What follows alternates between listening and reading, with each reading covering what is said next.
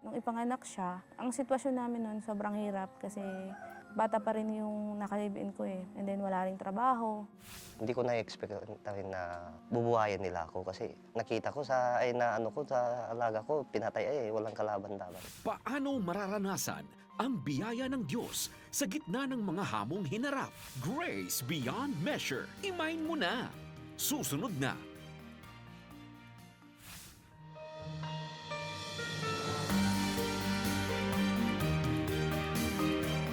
Welcome to our special live telethon, Grace Beyond Measure, Imayin Mo Na. We are coming live to your homes via GMA. We are also live streaming on the web, cbnasia.org/live-tv, and on the Facebook page and YouTube channel of the 700 Club Asia. Kaya naman, i-like at i-share nyo na ang ating Facebook live video. Makipag-chat na rin kayo sa amin sa Facebook Messenger ng The 700 Club Asia. Gamitin ang hashtag Grace Beyond Measure, Imayin Mo Na. These past 2 days, your donations have reached 442,416 pesos. Maraming salamat sa inyo. Magkano sa inyo? Huwag mo na sabihin. Oo nga. Well, you know, Brother Marino, in the face of life's challenges, whether our bodies are riddled with pain because of an illness, wow, relate dyan. After being hospitalized, no? But, 9 days, oh. Oo, 9 days. But we are in a constant state of defeat because of the myriad of problems and severe trials that come our way. We can really triumph over our circumstances all by God's grace that is truly beyond measure. Amen and amen. That's so true. Each day, God gives us grace. He gives us favor and empowerment to do what seems impossible for us to accomplish through our own strength. But we must have unwavering faith to receive His grace. Naranasan niya ni Carol na dumaan sa marami at matinding pagsubok. Nang magtiwala sa Panginoon, bumuhos ang biyaya sa kanyang buhay. Panoorin natin ang kanyang kwento. Taong 2006, second-year nursing student pa lang si Carol ay nabuntis na ng kanyang kinakasama. Panandalian siyang huminto ng pag-aaral para isilang ang kanyang sanggol. Nung ipanganak siya, ang sitwasyon namin noon sobrang hirap kasi bata pa rin yung naka-live-in ko eh. Ahead lang sa akin ng 1 year. And then wala ring trabaho. Natapos ni Carol ang kolehiyo sa tulong ng kanyang tiyahin at ama. At siya'y naging isang registered nurse. Subalit, Sa sobrang daming nurses, wala namang mapasukang trabaho. Yung health center kasi na yun, nangailangan sila ng as midwife. Pero dahil wala rin po akong trabaho, nasa bahay lang, kumbaga ginrab ko na rin po yun kahit ang compensation ko lang is 3,100 a month. Pumapatak lang siya ng 100 per day. 8 hours po ako doon, 8 a.m. hanggang 5 p.m. 2012 po yata yun. Naghiwalay na kami nung ka-live-in ko kasi nalaan ko na nagkaanak siya sa iba. After nun, umuwi ako sa mga tatay ko, dala ko yung mga gamit namin, bit-bit, pati yung kami ng anak ko. Yung pinakamahirap na sitwasyon nung time na nandun ako sa mga magulang ko, dahil wala nga pong trabaho, yung tipong may gusto akong bilhin o pambili man lang ng merienda, yung wallet ko wala namang laman. So, manghingi ako dun sa tatay ko. Yung tatay ko naman, hindi ako naman pahihindian nun kahit magkano lang yung pera sa kanya. Bigyan niya ako kahit 100 pesos para may panggastos ako. napanghihinaan man ang loob, tanging sa Panginoon lamang umasa at kumapit si Carol.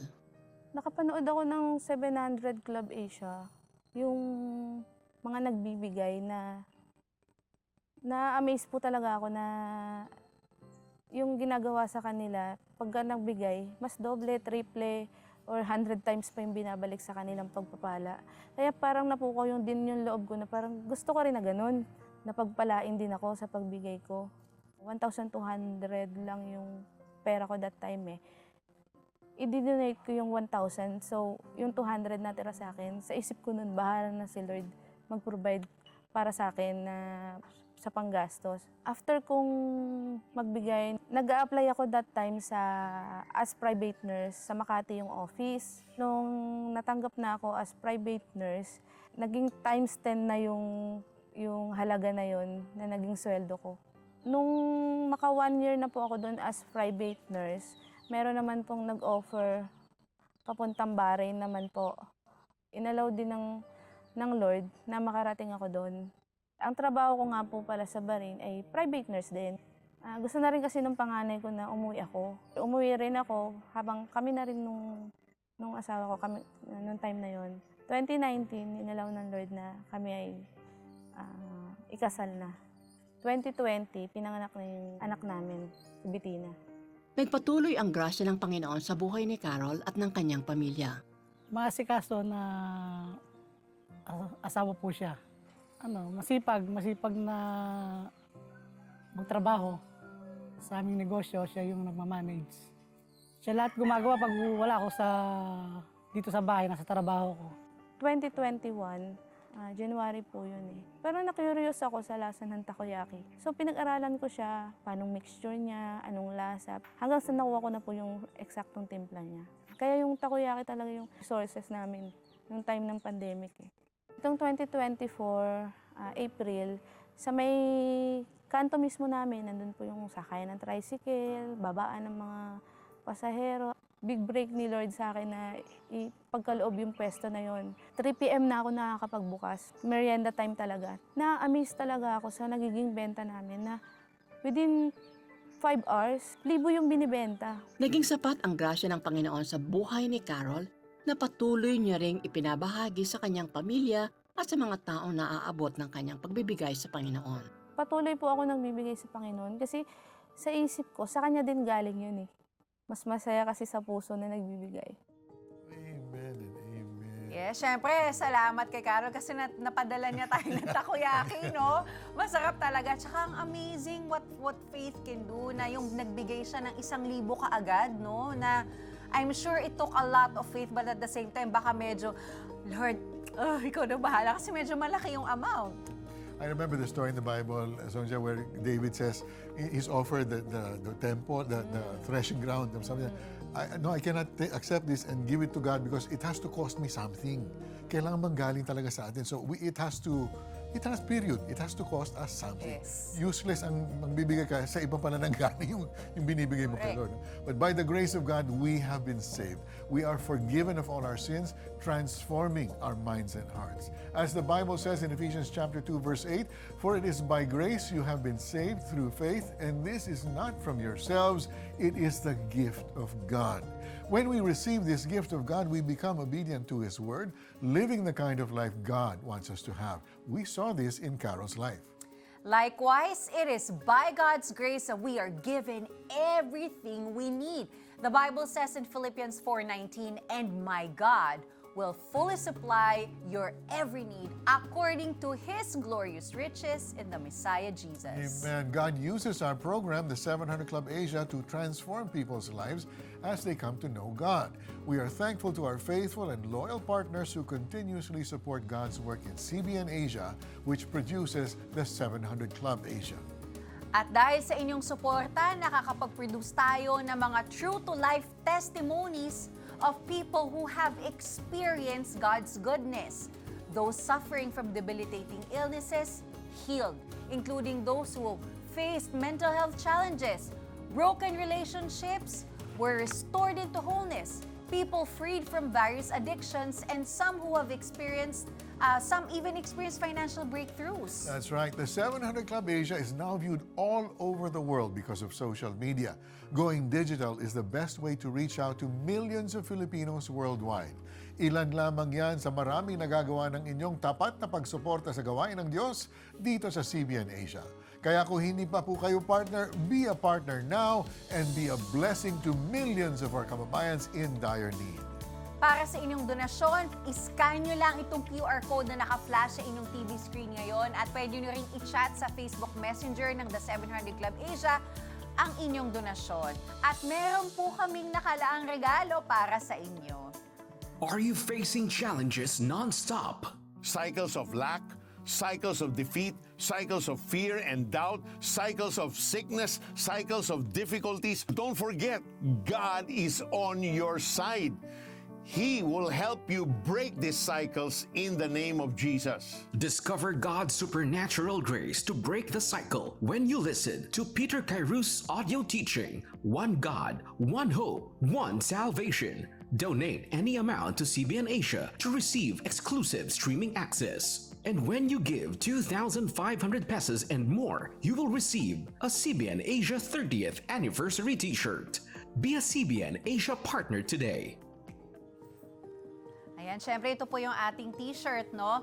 Unfortunately po, we are experiencing a technical problem sa aming landline, but you can still connect with the prayer center through Facebook Messenger and our mobile numbers. At syempre, kasama po natin ngayon sa studio si Giselle Feliciano ng Reverb Worship, which is our music arm dito sa CBN Asia. So welcome once again, Giselle! Thank you. Hello po sa lahat ng nanonood. Thank you for tuning in. Yes, alam niyo po, Reverb Worship produces and promotes music that inspires, uplifts, and celebrates the love of God through songs. At itong si Giselle, nako, tumanggap ng special citation for Best Inspirational Religious Song sa ginanap na 46th Catholic Mass Media Awards para sa nilikha niyang kanta na Wala Nang Hahanapin Pa. Ayan, naririnig natin. Diba? Congrats ulit, Giselle. No? So, ikwento mo naman sa amin, ano yung nakapag-inspire sa'yo na isulat itong kantang to? Yes. We were shooting Kampihan on a beach and I just... Sa Tanikala yun, Sa diba? Tanikala, yes. And I was just marveling sa kagandahan ng nature. Parang I wanted to write about the, simple pleasures, the beautiful, delightful things na we experience every day na minsan nakakalimutan natin kasi it's just there. No? Yeah. But it's important that we appreciate that it's God's love for us. Kaya yun nandyan lahat. At wala na talagang hahanapin pang iba. So, meron bang new projects with Reverb Worship PH? Ikaw? Well, ang daming ginagawa ng Reverb Worship ngayon. Praise God. Oo. Because we're so excited. This Friday, we're dropping not 1, but 5 new songs. Oh my God! 5 new songs in our newest EP. Very first EP, Reverb Worship Bahaghari. And ayan po, nakikita natin ang 5 new tracks with 6 new artists. And we're so excited for all of you to hear those. Sa Friday na. Friday. All right. Well, Giselle, bago mo basahin yung mga nagsipadala na ng kanilang donasyon, batiin muna natin ang mga nanonood from all over the world, which is hello sa inyong lahat, no? 'Di ba? So, ang daming nanonood sa atin all over the world. I know we always get viewers from North America, even from Europe. Pero ngayon naman, basahin mo na yung mga nag-donate na. Gladly. Maraming salamat po. Ito mga nagpadala ng kanilang donasyon sa pamamagitan ng Facebook page ng 700 Club Asia. Harold J, 15 stars, and Gax, 100 stars. Maraming salamat. Yes! So meron na rin nag-post ng kanilang comments. Sino ang mga nag-post ng comments? Basahin natin. Sabi ni Levi Valerio, please pray for me, my family, and my 2 sons for financial breakthrough. I believe miracles happen every day. Thank you, Lord. You answered one of my prayers. I love you, Jesus. Yes, Lord, we agree with Levi, Lord, with that faith declaration, God, that miracles happen. So, Lord, may miracle lang na nakalaan sa kanya. We thank you for the financial breakthrough sa kanyang pamilya. In Jesus' name, amen and amen. Sabi naman ni Clarissa May Angeles, indeed, God will provide. Oh, di ba? May agreement ka agad.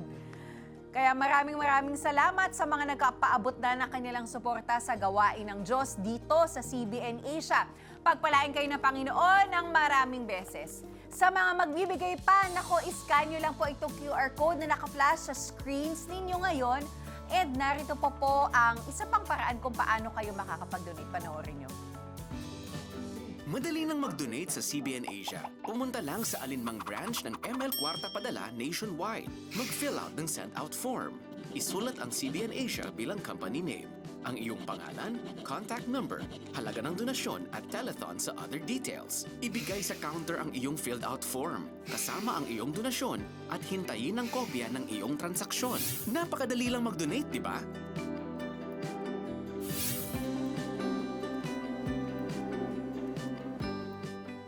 Declare that God can do much more in your life with your gift of 2,500 pesos or more. You will receive this limited edition CBN Asia 30th Anniversary Beyond Measure shirt. Scan the QR code and be a CBN Asia partner today. Isang taon na ang nakakaraan ng lusubi ng grupong Hamas ang Israel. Subalit sariwa pa sa alaala ni Jimmy na caregiver sa Israel ang pinagdaan ng hirap bilang isang hostage.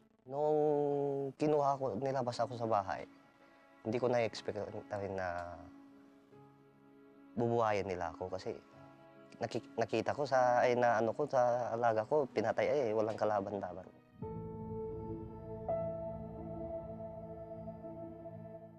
Nagpapasalamat po ako sa mga dasal niyo sa akin. Makalipas ang ilang buwan matapos makalaya, nagdesisyon si Jimmy na umuwi ng Pilipinas. Reason why bumalik ako dito sa Pilipinas, umuwi ako dahil nagka-late trauma ako, then sa takot na rin doon. Kasi hindi ako nakakatulog hanggang binigyan ako ng mga doktor ng Israel ng pangpatulog. So, hindi pa rin siya nag-work. Nung nandito ko yung first night ko naman, okay naman na siya. Back to normal naman na yung pagtulog ko. Ang matinding pagsubok na pinagdaanan ni Jimmy ay naging isang pagpapala. About sa mga pamilya at mga anak ko, masayang-masaya sila kasi sabi nila sa akin ay hindi na daw ako babalik. Gumano yung takbo ng buhay namin kasi dahil sa pension ko, monthly naman po akong binibigyan ng Israel government ng pension for a lifetime. Dahil sa pagpapalang natamo, natinag ang puso ni Jimmy sa nakikitang hirap na pinagdaraanan ng kanyang mga kababayan. Dito niya naisipang makipag-partner sa Operation Blessing upang magatid ng tulong sa kanilang lugar. Mas kailangan po nila yung ganitong tulong po sa amin, sir. Lalong-lalo na itong mga pinuntahan natin, mas kailangan po nila yung mga medical mission po, sir. Sa tulong ni Jimmy at ng iba pa nating volunteers, nakapagbigay tayo ng libreng medical, optical at dental check-up, kasama na rin ang mga libreng gamot. Nung in-interview po ako sa Israel, kung ano yung gusto kong hilingin, so thankful naman po ako kasi pinagbigyan niyo po yung hiling ko po. Iyan ang tinatawag na life-changing experience, di ba? Ma-hostage ka ng mga Hamas. Matatawag na rin near-death experience yan kasi hindi mo alam kung papatayin ka ba, mabubuhay ka ba, ano. So, those are the occasions when nagiging relative ang lahat. Napaka-importante na meron tayong kinikilalang Diyos, di ba? At a time like that, and that's exactly what happened to our friend here. No? Yeah, and then he had that burden to also be a blessing to his kababayan, 'di ba? Kasi second life niya na to, 'di ba?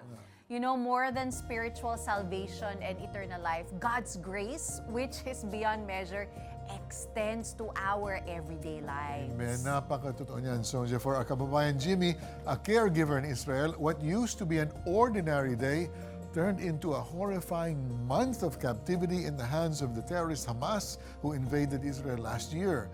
The grace of God protected him and spared his life. Grabe. At nang dahil dyan, ganap niyang nakilala kung sino si Lord sa buhay niya. Yung pagmamahal at kalingang nadama niya mula sa Panginoon sa harap ng matinding panganib ay naipadadaloy niya ngayon sa mga kababayang may pangangailangan. That's right. Operation Blessing, the humanitarian arm of CBN Asia, went to Israel to extend assistance to our kababayans. When asked by our team what else Jimmy needed, the first thing that came to his mind was his townmates in Cagayan, who have less access to medical services. By the grace of God, Operation Blessing was able to grant Jimmy's desire for his townmates. Grabe. Isa sa programa ng Operation Blessing ay pangkalusugan. Sa ilalim ng health program nito, nag-aabot ang Operation Blessing ng iba't ibang tulong na medical sa mga kababayan nating kapos sa buhay at naninirahan sa mga liblib na lugar sa bansa. Libreng check-up sa pangkalahatang kalusugan ng individual ang ginagawa ng Operation Blessing. Kasama na rito ang dental and optical services. Binibigyan din sila ng libreng gamot at vitamins. Operation Blessing also conducts life-changing surgeries including cleft lip and palate, clubfoot, orthopedic concerns, eye surgery, and heart surgery, among others. It performs major surgeries in cooperation with our partner hospitals and organizations. If you're not yet part of this mighty work of God through CBN Asia, partner with us now and bless our millions of kababayans in dire need. Part of your financial support goes to Operation Blessing. Your support will impact the health and well-being of our underprivileged kababayans. Indeed. So for your donations, just scan the QR code on your TV screen. Pwede rin i-chat sa Facebook Messenger ng The 700 Club Asia ang halaga ng gusto ninyong i-donate. To all our kababayans abroad, here is another way in how you can send your donation. Good news from iRemit and CBN Asia. You can now send your donations to CBN Asia online using iRemit X. Simply download the app from the Google Play and Apple Store and register. If you are sending your donations from these countries, remittance fee is free. Once registered, just click your country of origin, click I Pay, then choose Donation to CBN Asia and proceed. A confirmation will be sent to your registered email address. Send in your donations now. Operation Blessing's approach to providing care to our less fortunate kababayans is holistic. It considers not only the physical well-being of a person, but also spiritual, emotional, and mental health. That's right. At sinisimulan ito sa mga bata. Kaya mayroong itong Bless a Child project to help undernourished children of poor families grow healthy, strong, and productive. Sa loob ng isang taon, pinapakain ang mga bata ng mga masusustansyang pagkain at sumasailalim sa regular na check-up upang matiyak ang pagbuti ng kanilang kalusugan. Simultaneously, the children's primary education is also taken care of by Operation Blessing, providing for all their school needs. At the same time, the parents are taught different livelihood skills for extra income to sustain the improved health conditions of their children. They are also taught essential health knowledge to better care for their children and the whole family. Para naman sa mga kabataang nahinto sa pag-aaral dala ng kahirapan, mayroong Back to School project ang Operation Blessing. Mula high school hanggang college, ang mga scholars ay binibigyan ng kanilang mga school needs hanggang makagraduate. At kung kinakailangan mag-test pagka-graduate para sa lisensya, tinutulungan din sila ng Operation Blessing sa pagtustos ng kanilang review. Marami ang nakagraduate na ng 4-year course sa ilalim ng proyekto at ngayon ay nakakatulong na sa pamilya. Dahil dito, the cycle of poverty in a family is put to an end. This is how valuable your partnership with CBN Asia is. Amen. Alam po ninyo, it is by the grace of God that we can do all these things, pouring out blessings to our kababayans in need that impact their lives. And that gives them new hope for a brighter future, no matter the challenges they may have to face.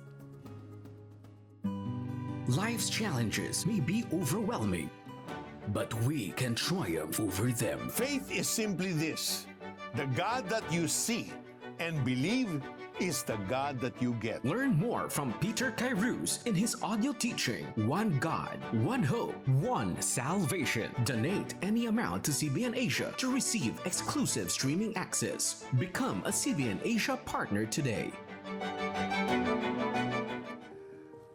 More than material blessings, God empowers us to live a righteous life. We can achieve this if we come to the saving knowledge of Christ. The Bible in 2 Peter chapter 1 verses 2 to 3 says, "Grace and peace be yours in abundance through the knowledge of God and of Jesus our Lord. His divine power has given us everything we need for a godly life through our knowledge of Him who called us by His own glory and goodness."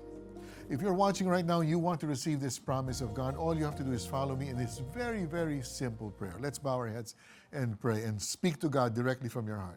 O Diyos Ama, maraming salamat, Panginoon, na napakaganda po nitong mensahe ninyo, this gospel of the Lord Jesus Christ. Thank you, Panginoon, that Jesus Christ died on the cross for me, that because He died on the cross, Lord, I can come to you today and ask you to forgive me of all my sins. Lahat po ng aking nagawang kasalanan ay pwede po ninyong at gagawin po ninyong patawarin ang lahat ng aking mga nagawang kasalanan. Father, thank you for this beautiful gift of forgiveness and peace and restoration to you that I receive now by the grace of the Lord Jesus Christ. Thank you, Father, that I am now your child. Ako po'y isa ng anak ng Diyos as of this day because I have prayed this prayer in Jesus' name. Amen and amen. And we also want to take this time to pray for those who are sick. Dami pong may sakit ngayon. Madaming tao sa mga ER ng ospital. Lord, we thank you that you are our healer and nothing is impossible with you, Lord God. We pray for those who are having cardiovascular issues, yung mga even neurological issues, yung mga na-stroke, Panginoon, yung mga may sakit sa puso, even, Lord, dengue cases, Lord God, that are rising. Lord, we thank you that you are sovereign, Yes. Lord, and that you provide the healing, as well as those who have financial needs for their health concerns. You provide that as well. You are our provider. Lord, I know you're giving financial breakthrough, Lord, right now to those people watching who have been sincerely praying for this. Lord, thank you that breakthrough is on the way. In the name of Jesus Christ we pray. Yes. Amen. There's someone right now who's watching from the hospital and you have a problem in your right ventricle. The Lord's going to reach out right now and touch that ventricle and give you complete healing in the name of Jesus. There's people who have been struggling with lung issues. In the name of Jesus, receive your healing now. You're going to sense the power of God moving in your lungs. You're going to receive your healing in Jesus' name.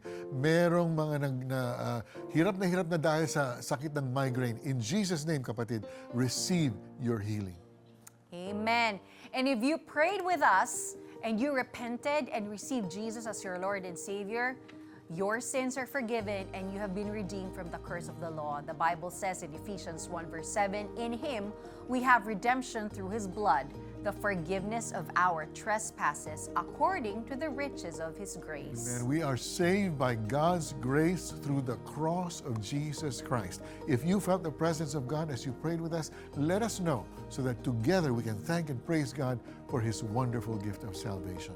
Our contact information is on your screen. Narito ang CBN Asia Prayer Center para sa iyo 24/7 upang tulungan kang magsimula ng panibagong buhay na punong-puno ng pag-asa, kapayapaan at tagumpay. Just text YES, your name and location o mag-chat sa The 700 Club Asia Facebook Messenger. Sa pagkakataong ito, nais nating pasalamatan ang ating mga partners dahil sa inyong tapat na partnership sa CBN Asia na ipadarama natin ang pag-ibig ng Diyos sa ating mga viewers worldwide. So from the bottom of our hearts, we thank you all and may you continuously receive amazing and abundant blessings and favor from the Lord. CBN Asia would like to thank the following: M. Luillier, iRemit, RD Pawn Shop, 7-Eleven, EC Pay, BPI eDonate, Adstrat, United Neon, Nixis, Little Giant Ichiba Photo Engraving Services, Takoyaki ni Katok. God's grace is beyond measure. It saves us from the condemnation of our sins by giving His only Son, Jesus, to die on the cross for us. God's grace gives us a new life as we are forgiven of our sins and cleansed from all unrighteousness. Through God's grace, we live the kind of life that He would like every one of His children to experience. God wants us to be full of His grace, that we can say, but by the grace of God, I am what I am. And His grace toward me did not prove vain, but I labored even more than all of them. Yet not I, but the grace of God with me. With God's grace, we can be all and do all in His service. That's right. At narito na po at gusto pa po nating pasalamatan ang mga nagpadala na ng kanilang suporta. Simulan na natin sa nagpadala ng Facebook stars, no? Si Maylene nagpadala ng 20 stars, si Maro nagpadala ng 100 stars, and pasalamatan din natin si Martel ng Taguig. Nagpadala 500 pesos, si Ray ng Rizal 1,000 monthly, Miriam 500 monthly, si Villarosa ng Cabuyao City 500 pesos, si Abby 2,500 at si Mark ng Las Piñas 3,000. Ikaw naman, meron ka pa dyan? Yes, si Iggy ng Caloocan City nagbigay ng 700, Miriam ng Rizal 1,500, Daniel ng Parañaque City 1,000, si Becky ng Marikina City 10,000, Jamie ng Makati City 2,500, Adela ng Makati City 10,000, Edgar ng Quezon City 8,000, Ana ng Bulacan 2,500, Maricel and Claire 1,100, Maria ng Quezon City 10,000, Edita 500 pesos, Dalins magbibigay ng 500 monthly, at nagbigay din si Lay ng 20 stars, Karen ng 35 stars, at si Jay ng 105 stars. So far, your giving has reached 478,366 pesos. Keep calling, keep giving kahit tapos na ang ating programa. Our 24/7 Prayer Center is manned to receive your donations through text and Facebook Messenger. Join us again tomorrow for more inspiring stories of grace beyond measure. I-mine mo na! Call. Lolang 74 na taong gulang na, walang kuryente at kumot sa gitna ng bagyo. Paano na lang siya? Babaeng nagkasugat ang baga dahil sa TB. Gagaling pa kaya? And that time, I began to lose my confidence kasi nga, communicable siya. May times na padidirihan ka ng mga tao. Paano nila mararanasan ang grasya ng Diyos sa gitna ng mga pagsubok? Grace Beyond Measure. Imayin mo na, 12:00 ng gabi sa GMA.